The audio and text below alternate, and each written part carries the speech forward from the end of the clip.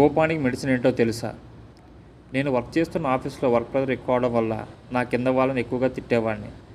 Work మొత్తం complete అయిపోయిన తర్వాత అనవసరంగా తిట్టేవాడిని, బాధపడేవాడిని.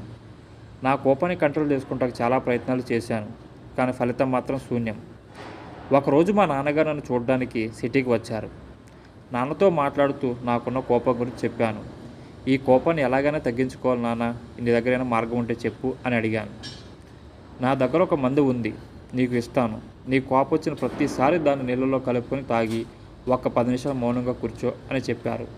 నేను సరే అని నా కోపం వచ్చిన ప్రతిసారి ఆ మందు నీళ్ళలో కలుపుకొని మౌనంగా కూర్చున్నాను.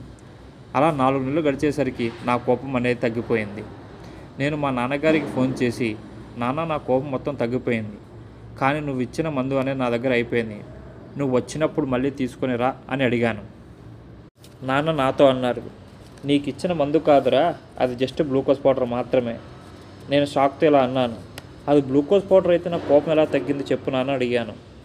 నీకు కోపం తగ్గడానికి కారణం నేను ఇచ్చిన మందు కాదురా, నీ మౌనమే. నీకు కోపం వచ్చిన ప్రతిసారి మౌనంగా ఉండడం వల్ల నీ కోపం అనేది కంట్రోల్లోకి వచ్చింది. అప్పుడు అర్థమైంది నాకు, కోపానికి మెడిసిన్ మౌనమే అని చెప్పి.